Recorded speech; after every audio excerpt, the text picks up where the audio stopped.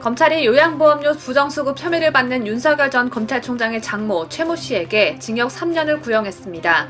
윤석열 전 총장의 대권 행보에 제동이 걸릴 수도 있는 사건인 만큼 선고 공판에 이목이 집중되고 있습니다. 과거 안철수 대표를 향해 병신이라는 욕설을 해가며 비하했던 이준석이 안철수 대표는 왜 그렇게 싫어하는 분이 만나라며 예의가 아니라고 말했습니다. 예의가 없는 애가 예의를 운운하는 상황인데 이준석이 예의가 얼마나 없는 애인지 이준석의 과거 발언을 되짚어봅니다. 안철수 국민의당 대표가 영주권자의 국내 출생 자녀에게 국적을 부여하기로 한 국적법 개정안을 강행 처리하려는 문재인 정부를 향해 중국 4대 정권이라며 강하게 비판하고 나섰습니다. 서울과 수원, 인천지검 등의 고검장들이 연이어 사표를 제출했습니다. 이들이 사의를 표명한 이유는 무엇인지 분석해봅니다. 대선까지 9달이 남은 가운데 더불어민주당이 전국민 5차 재난지원금에 군부를 지피고 있습니다. 1년도 남지 않은 문재인 정부가 대선을 노린 선심성 예산으로 또 빚잔치를 벌일 조짐입니다. 더불어민주당이 1989년 대량 해직됐던 전교조 교사들이 해직 기간 동안 못 받은 임금을 소급 지급하는 내용의 특별법을 추진 중입니다. 이 법안이 그대로 통과될 경우 전교조 해직 교사들에게 소요되는 국가 예산은 약 1조 4천억 원입니다. 윤미향 더불어민주당 의원의 공판 준비 기일이 검찰과 변호인 사이 의견 대립으로 파행됐습니다. 윤미향 재판은 검찰 기소 이후 준비 절차만 8개월 이상이 소요되고 있습니다. 북한이 한미정상회담 후 미사일 지침 종료 사실을 발표한 문재인을 향해 그 비루한 꼴이 실로 역겹다고 평가했습니다. 이에 대해 문재인은 말 한마디 못하고 쭈구리같이 비굴한 저자세를 취하고 있습니다. 아스트라제네카 백신 접종 후 희귀혈전증 사례가 국내에서 처음으로 확인됐습니다. 보건당국은 이번 사례로 인해 백신 접종 기피 사례가 늘지 않을까 우려하고 있습니다.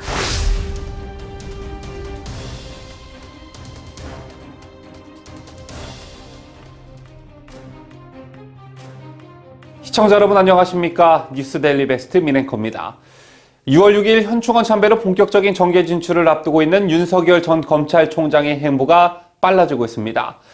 언론에 보도된 대로 윤석열 전 총장이 지난 토요일 국민의힘 사선 중진인 권성동 의원의 지역구인 강원도 강릉에서 권 의원을 만나 4시간여 동안 대화를 나눈 것으로 확인됐습니다. 윤 전 총장이 퇴임 후 현직 국회의원과 만난 것은 처음이어서 언론의 스포트라이트를 받았는데요. 갑자기 외할머니 산소를 찾아 성묘를 했다는 점과 권성동 의원이 윤 전 총장과 만났다는 사실을 언론에 대대적으로 알렸다는 점에 비춰봤을 때 정치적 함의를 담은 의도성 있는 행보로 읽혀집니다. 자, 우선 권성동 의원은 국민의힘 내에서도 윤석열 전 총장과 태생적 인연을 가진 것으로 알려져 있습니다. 윤 전 총장은 초등학교 때부터 고등학교 때까지 약 10년간 여름과 겨울방학엔 늘 강릉 외가에서 지냈는데 그 외가 옆집 손주가 바로 동갑내기 권성동 의원이었고 두 사람은 늘 어울려 놀았다고 하죠. 자, 이후 두 사람은 다른 대학에 진학했지만 검찰에서 제외하게 됩니다. 권 의원은 사법고시 27회, 윤 전 총장은 사시 33회인데 윤 전 총장은 과거 언론 인터뷰에서 정치권에 잘 아는 사람은 없고 특별한 인연이 있다면 권성동 정도라고 말한 적도 있습니다. 자, 그런데 두 사람의 인연은 여기서 그치지 않았죠. 두 사람은 박근혜 대통령 탄핵 당시 법사위원장과 특검 팀장이었다는 인연도 있습니다. 권성동 의원은 조선일보와 통화에서 윤 전 총장이 성묘를 하기 위해 강릉에 온다고 연락이 와서 같이 식사를 했다고 밝혔는데요. 그렇다면 행보 하나하나에 언론의 관심이 모아지고 그에 따른 해석이 분분해지는 상황에서 왜 윤 전 총장은 첫 현역 국회의원과의 만남을 권성동으로 택했고 사진까지 유포하며 언론에 알렸을까요? 저는 윤 전 총장이 국민의힘에 보내는 일종의 메시지가 있다고 보는데요. 그게 뭐냐? 국민의힘과 함께하는 것과 관련해서 관심은 있다. 자, 하지만 탄핵의 책임에는 선을 긋겠다는 메시지로 해석이 될 수도 있습니다. 권성동이란 인물은 대통령 탄핵의 상징성을 갖는 인물 중 한 사람이기 때문입니다. 윤 전 총장은 권성동 의원 말고도 국민의힘 소속 충청권 중진 의원과 수도권 초선 의원도 만났다고 합니다. 하지만 누구를 만났는지 짐작은 가지만 실명을 밝히지는 않았습니다. 그리고 또 한 가지, 국민의힘 전당대회를 앞두고 후보들마다 이른바 윤석열 모셔오기에 내가 적임자라는 것을 강하게 피력하고 있는 상황에서 태생적인 인연을 앞세우고 있는 권성동 의원이 윤 전 총장의 메시지를 자처하며 당내 위상이 높아질 수도 있는 상황이 만들어졌다는 의미를 가지고 있기도 합니다. 여러분 아시다시피 권성동은 공천에 탈락해 무소속으로 출마하고 국민의힘의 복당에선 원내대표 경선에 출마하기도 했었죠. 그만큼 권성동은 권력 의지가 매우 강한 인물입니다. 이런 맥락에서 앞으로 권성동 의원이 이른바 윤 전 총장 모셔오기에 가교 역할을 한다면 당내 위상도 높아질 거란 분석도 나오고 있습니다. 그런데 윤석열 전 검찰총장이 강릉을 찾은 자리에서 대선 출마를 권유하는 시민들에게 최선을 다하겠다, 열과성을 다하겠다고 답한 것으로 확인됐습니다. 보도에 김자유 기자입니다. 윤 전 총장은 토요일이던 지난 29일 국민의힘 사선 중진인 권성동 의원의 지역구인 강원도 강릉에서 권 의원을 만나 4시간여 동안 대화를 나눈 것으로 확인됐습니다. 윤 전 총장은 이날 권 의원과 함께 이야기를 나누던 강릉의 한 카페에서 자신을 알아본 시민들이 응원한다. 당신이 나라를 바꾸는데 앞장서라. 반드시 출마하라는 등 잇따라 대선 출마를 권하자 제가 최선을 다하겠다. 열과성을 다하겠다고 답했습니다. 권 의원은 이날 언론과 통화에서 이같이 전하면서 의지가 없으면 그렇게 답했겠느냐고 반문했습니다. 그러나 국민의힘 입당 여부 또는 시기와 관련해서는 언급하지 않았다고 권 의원은 전했습니다. 다만 권 의원은 나를 만나는데 제3지대론을 생각하고 만났겠나라고 덧붙였습니다. 권 의원은 또 국민의힘 전당대회와 관련해 윤 전 총장이 어떻게 생각하는지 궁금해서 우리 강원 시민들이나 당원들 이야기를 들어보면 이준석 바람이 일시적인 것이 아니라 실체가 있다더라고 말했으나 가타부타 반응이 없었다고 전했습니다. 누가 되든 관심이 없다는 것인지 있는데 표현하지 않은 것인지는 모르겠다고 권 의원에 덧붙였습니다. 윤 전 총장은 조국 전 법무부 장관이 다음 달 1일 출간하는 조국의 시간과 관련해서도 전혀 언급하지 않았다고 합니다. 자유대한민국을 수호하는 뉴스데일리 베스트 김자유입니다. 의정부지방검찰청이 윤석열 전 검찰총장의 장모 최모 씨에 대해 징역 3년을 구형했습니다. 최모 씨는 수십억 원 규모의 요양보험료 부정수급 혐의로 최근 재판에 넘겨졌었죠. 검찰에 따르면 최 씨는 경기도 파주 시내 요양병원을 동업자 3명과 함께 개설하고 운영하면서 국민건강보험공단으로부터 요양급여 22억 9천만 원을 부정하게 받아낸 혐의를 받고 있습니다. 어제였던 31일 의정부지법 형사 13부 정성균 부장판사 심리로 열린 이 사건 결심 공판에서 의정부지검은 최 씨에 대해 징역 3년을 구형했습니다. 해당 사건을 추사해온 서울중앙지검은 최 씨에게 의료법 위반 및 특경가법상 사기 혐의를 적용해 의정부지법에 공소를 제기했습니다. 서울중앙지검이 의정부지법에 공소를 제기한 이유는 최 씨가 해당 사건과 별도로 동업자 안모 씨와 함께 땅을 매입하는 과정에서 통장 잔고 증명서 위조 혐의로 의정부지법 형사 8단독에서 이미 재판을 받고 있는 상태였기 때문입니다. 이에 따라 요양급여 부정수급 의혹 사건은 의정부지법 형사합의 13부에 배당됐습니다.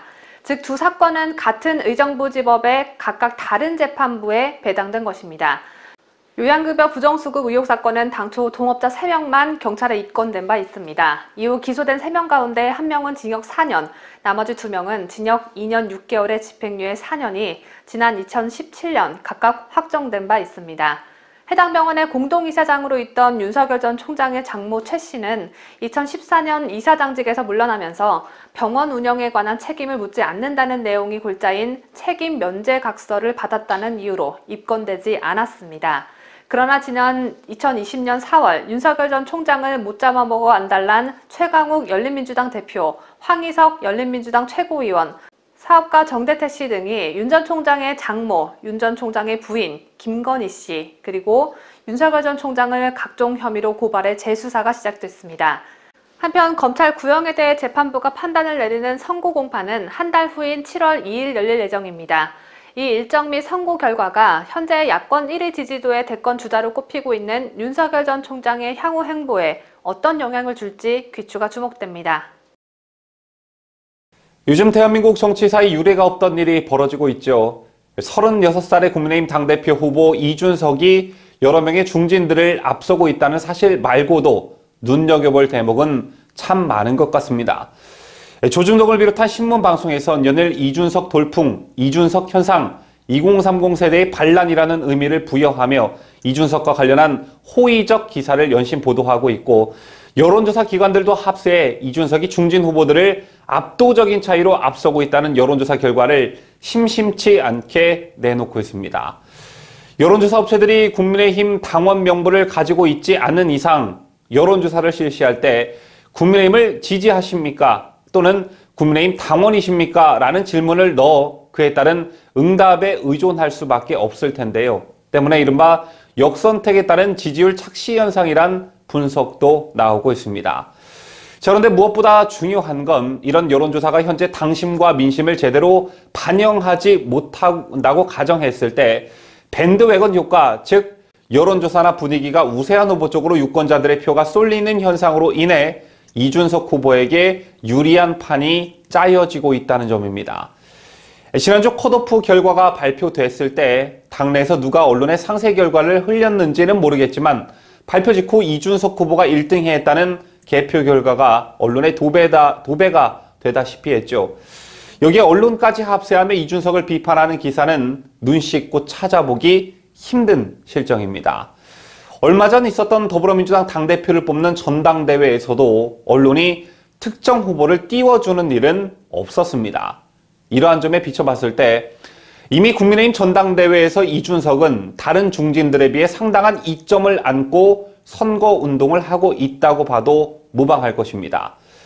혹자는 30대 중반의 청년 정치인이기 때문에 언론의 주목을 받고 그 정도 이점은 안고 가야 되는 것 아니냐고 반문할 테지만 이준석은 나이만 젊었을 뿐 정치 신인은 아니죠. 2011년 박근혜 당시 새누리당 대표에 의해 영입이 됐으니 벌써 10년이 다 됐고 국회의원 선거만 3번 나갔다가 낙선한 어찌 보면 정치 짬밥을 먹을 대로 먹은 그런 인물입니다. 당적 또한 새누리당, 바른미래당, 새로운 보수당, 미래통합당 참 여러 곳을 옮겨 다녔는데요. 과연 이런 이준석을 누가 참신한 젊은 정치인이라고 말할 수 있을까요? 지난 총선에서 30대 이하 청년들이 몇 명이나 국회에 입성한지 여러분 혹시 아십니까? 무려 11명이 국회에 입성했습니다. 소방관 출신 32살 오영환이 더불어민주당 소속으로 지역구에서 당선됐고 헌정사상 최연소 국회의원인 1992년생 유호정도 정의당 소속 국회의원이 됐습니다. 이 둘을 빼더라도 9명이 더 있는데 이들 때문에 더불어민주당이 변했다고 또는 정의당이 변했다고 피부로 느끼시는 국민 과연 몇 명이나 계십니까? 저도 대한민국의 청년으로서 보다 많은 젊은 청년들이 현실 정치에 직접 참여하는 건 바람직한 현상이라고 봅니다. 하지만 청년이란 이유 하나만으로 과도한 특혜를 받는 건 그들이 말하는 공정이란 측면에서도 어긋날 뿐만 아니라 젊은 정치 지망생들을 기성 정치권이 그저 이용만 하는 그런 생태가 더욱 고착화될 뿐입니다. 이런 뜻에서 이번 국민의힘 전당대회 선거운동 과정에서 이준석 후보가 언론과 여론조사 기관으로부터 너무나 큰 혜택을 보고 있는 건 아닌지 때문에 당심과 민심이 너무 왜곡되고 있는 건 아닌지 한 번쯤 생각해 봤으면 좋겠다는 생각을 가져봅니다. 이준석 국민의힘 당대표 후보를 향해 연일 날카로운 비판을 쏟아내고 있는 조원진 우리공화당 대표가 또 한 번 날선 비판을 이어갔습니다. 조원진 대표는 어제 열린 우리공화당 최고위원회의에서 문재인 정권의 청년 1인당 2,700만 원의 빚을 떠안기면서 선심성 퍼주기 정책으로 대한민국의 국간을 거덜내며 청년의 꿈을 빼앗고 있는데 이준석 후보가 문재인 정권과 제대로 싸운 게 무엇이 있는가라며 이준석 후보가 국민의힘 당대표가 된다면 문재인 대통령에게 고개 숙이는 최초의 야당 대표가 되어 자유우파 국민의 자존심을 철저히 짓밟을 것이라고 주장했습니다. 또한 조 대표는 이 후보가 유승민계라는 점을 지적하며 이준석 후보가 최근 유승민계라는 지적에 대해서 선을 긋는 듯한 모습을 보이고 있는데 태생이 배신을 전문으로 하는 자들은 달면 삼키고 쓰면 뱉는 성향이 강하다.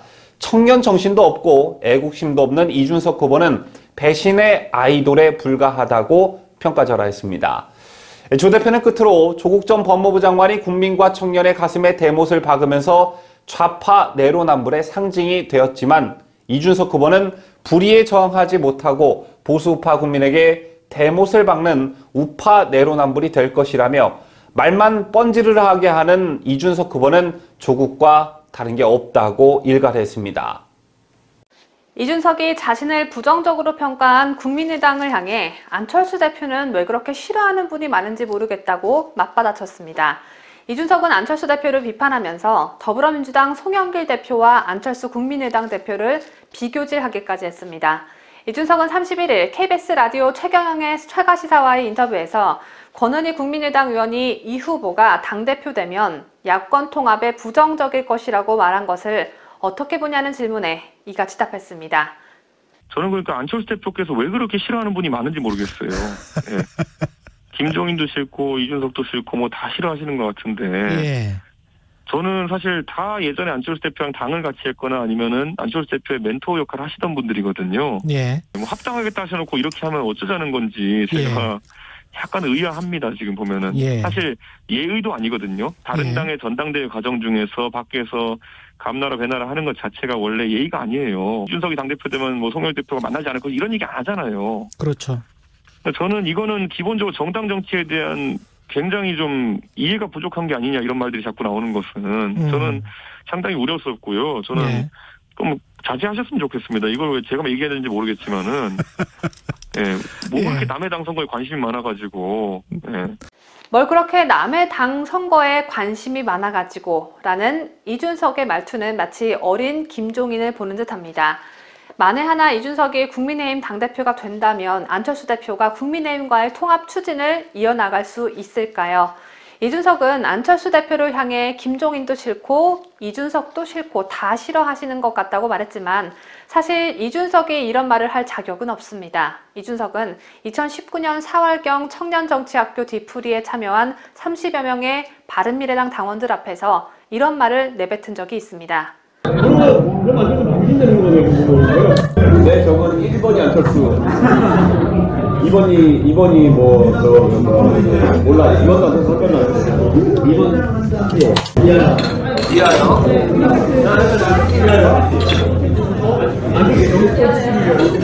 이 녹취록 상에는 이준석이 안철수 대표를 향해 병신이라고 콕 집어 말하진 않았지만 안철수 그 병신이 자랑을 해? 라고 말했다는 게 정설입니다. 또 녹취에 명확히 나와 있듯이 자신의 적은 1번도 안철수, 2번도 안철수, 3번도 안철수라며 안철수 전국 꼴찌를 위하여 라며 건배까지 했죠. 하지만 이준석은 한 방송 프로그램에 출연해 안철수 병신이라고 했냐 안 했냐 라고 묻는 사회자의 질문에 얼굴이 새빨개지며 안 했다고 거짓말했습니다. 병신이란 말 했어요, 안 했어요? 안 했죠. 그거를 어떻게 해요, 그거를. 했겠어? 그러니까 이게. 병신이란 말 했어요, 안 했어요? 안 했죠. 그거를 어떻게 해요, 그거를. 했겠어? 그러니까 이게. 병신이란 말 했어요, 안 했어요? 안 했죠. 그거를 어떻게 해요, 그거를. 했겠어? 그러니까 이게. 이준석의 안철수 병신 발언 그리고 이를 부인하는 거짓말 논란까지 더해져 결국 2019년 5월 27일 안철수 지지자 연대는 국회 정론관에서 이준석 제명 촉구 기자회견을 열었습니다. 이준석 씨는 한두 달 전 청년 정치학교 뒤풀이에 참여한 30여 명의 당원들 앞에서 최고위원 신분으로 안바 손들어 캠프에 기자가 없다는 것을 자랑을 해 그 병신이 라는 말을 했다고 합니다. 당의 창업자이자 핵심 자산인 안철수님을 지속적으로 폄하하고 음주 유세와 막말 논란에 휩싸인 이런 이준석은 당시 바른미래당 최고위원이었습니다. 최고위원으로서 술자리에서 자당의 전 대표를 병신이라는 욕설까지 곁들여가며 폄하하고 모욕적 언사를 서슴지 않았습니다. 안철수 대표를 죽도록 싫어했던 이준석이 지금은 안철수 대표더러 왜 그렇게 싫어하는 분이 많은지 모르겠다고 적반하장격의 주장을 해대고 있습니다. 도에 지나친 이준석의 버릇없는 언행은 이뿐만이 아니었습니다. 이준석은 2019년 바른미래당 당원들이 모인 공개 장소에서 안철수 대표를 향해 새끼야 등의 욕설을 하고 문병호 최고위원에겐 제가 차마 입에 담지 못할 수준의 욕을 한 사실이 드러나 결국 바른미래당 윤리위원회로부터 당직 직위 해제라는 중징계를 받았습니다. 아무래도 이준석은 욕을 섞지 않으면 말을 잘 못하나 본데 거짓말을 하는 것 또한 참 수준급입니다. 지난 3월 이준석은 장경태 더불어민주당 의원과 함께 5인 이상 집합금지 방역수칙을 어기며 술자리를 가져 논란이 된 바 있죠. 그때 이준석은 5명이 한자리에서 술을 먹은 건 맞지만 방역수칙은 위반에 해당하는지는 판단을 받아봐야겠죠 라고 마치 문재인처럼 뻔뻔스럽게 말했습니다. 그 위반의 기준이 뭔지는 잘 모르겠지만은 장경태 의원 초대했던 거기 때문에 방역수칙 위반에 대해서는 판단을 받아봐야겠죠, 그거는? 현재 방역수칙 위반의 기준이 뭔지도 잘 모르는 사람이 당대표가 되신다고요. 특히 더불어민주당 장경태 의원이 초대했던 것이기 때문에 위반에 대해서 판단을 받아봐야 한다는 이 논리는 하버드 졸업생 입에서 나온 논리라고 하기엔 도무지 믿어지지가 않습니다. 이준석은 이런 기상천외한 논리로 더불어민주당 대변인이나 하면 딱 좋을 것 같은데 여러분의 생각은 어떠신지요?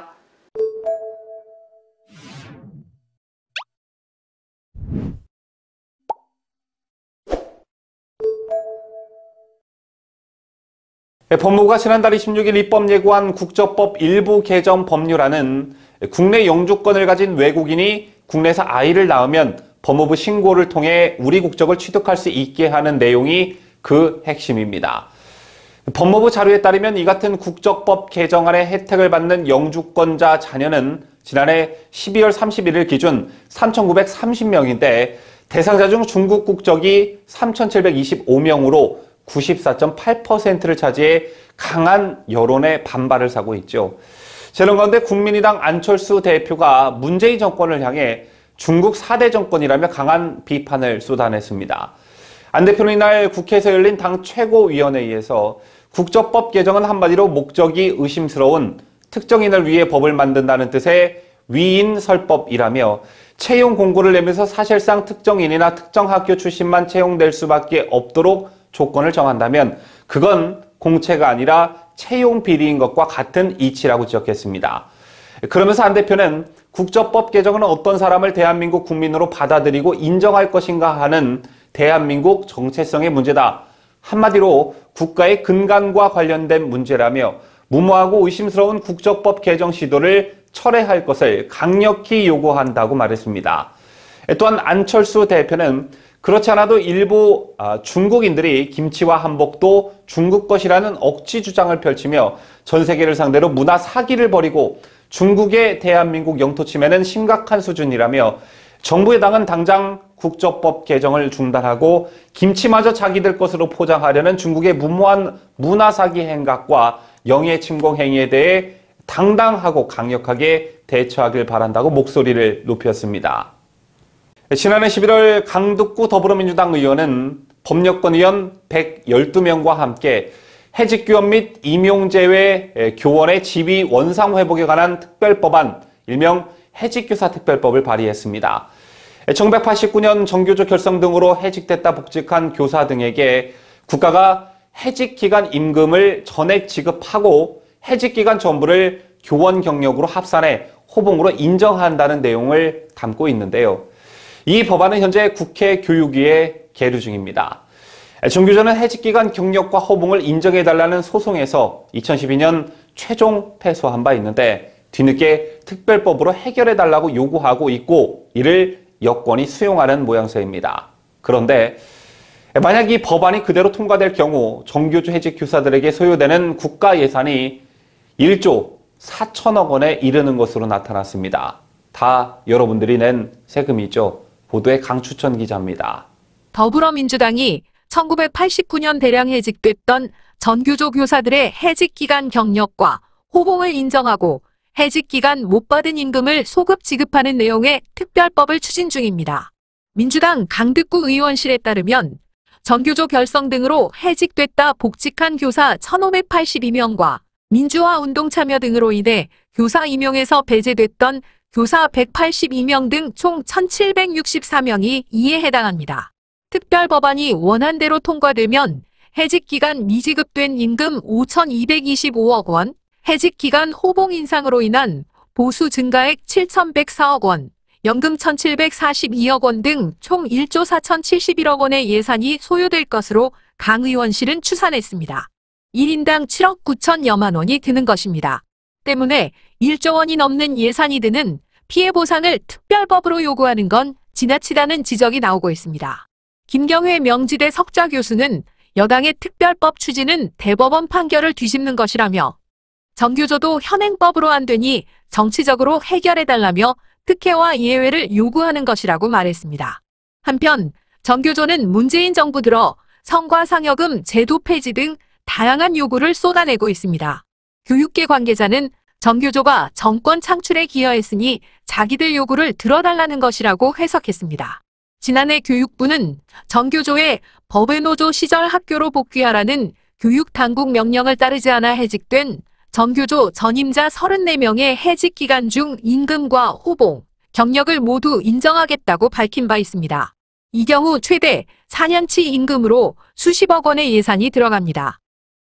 자유대한민국을 수호하는 유대배 강추천입니다.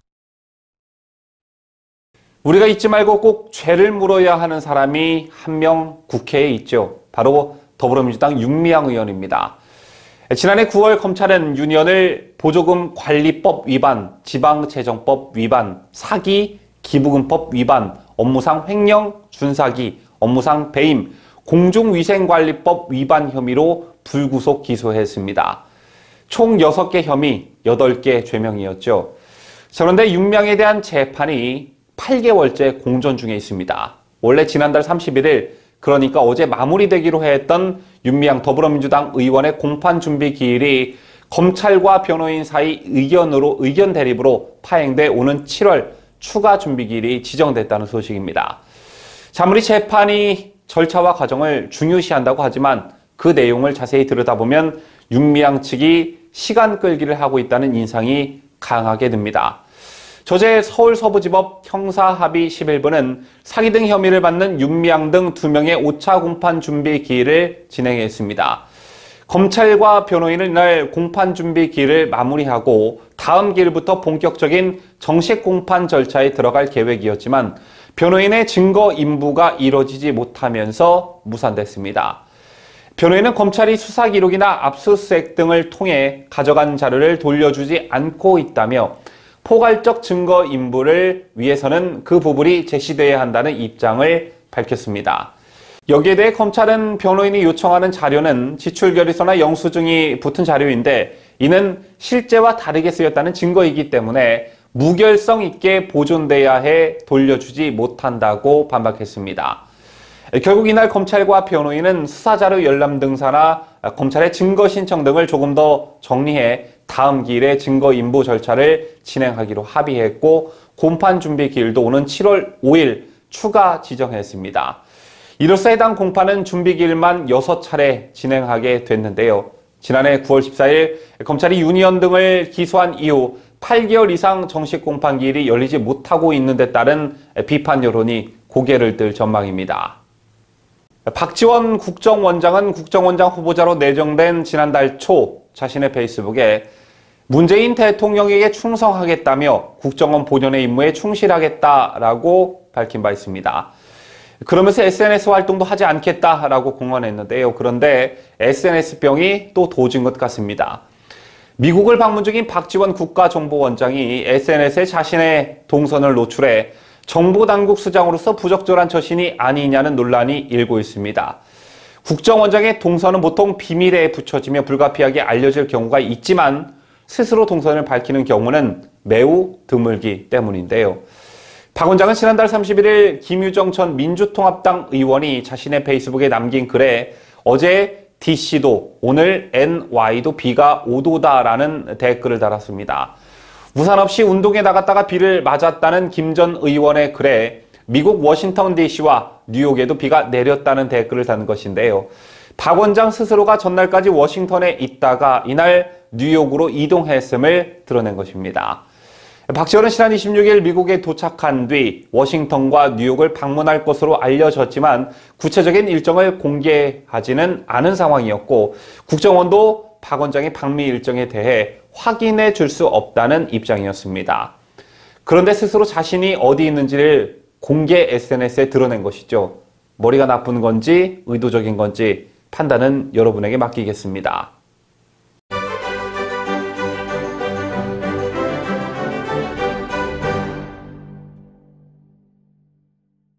저희가 준비한 소식은 다 전해드렸습니다. 31일 어제 종합뉴스 영상에 구독자 여러분께서 남겨주신 소중한 댓글을 소개합니다.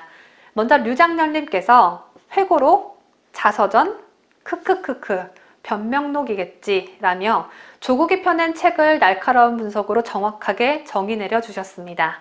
다음으로 TI 킴님께서는 국적법 옹호하는 이준석을 반대합니다. 어이가 없음.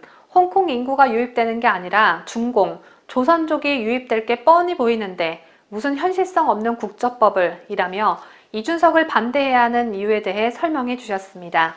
이준석이 당대표가 되면 안 되는 이유는 차고 넘치죠. 저는 그 누구보다도 세대교체와 젊은이들의 활약을 바라는 사람이지만 그렇다고 해서 젊다는 그 이유 딱 하나만으로 당을 이끌어가는 리더가 돼선 안 되겠습니다. 이준석을 이슈화시키는 것 같아서 방송을 자제하려 했지만 어느 구독자님의 말씀처럼 피라미의 돌풍을 막으려면 전당대회 날까지 이준석의 문제점을 낱낱이 파헤쳐서 널리 알려야 할 듯합니다. 오늘 소개해드린 류장렬님과 TI 킴님 외에도 댓글 남겨주신 모든 분들께 감사하다는 말씀드립니다. 2021년 6월 1일 화요일 오늘 뉴스 영상에도 여러분의 의견과 응원의 댓글 많이 남겨주십시오. 5월보다 더 건강한 6월이 되시길 바라면서 오늘 뉴스는 여기서 마치겠습니다. 끝까지 함께 해주신 여러분 대단히 고맙습니다. 뉴스데일리 베스트는 구독자 여러분의 소중한 구독료를 운영합니다. 여러분의 자발적 구독료 참여를 기다립니다.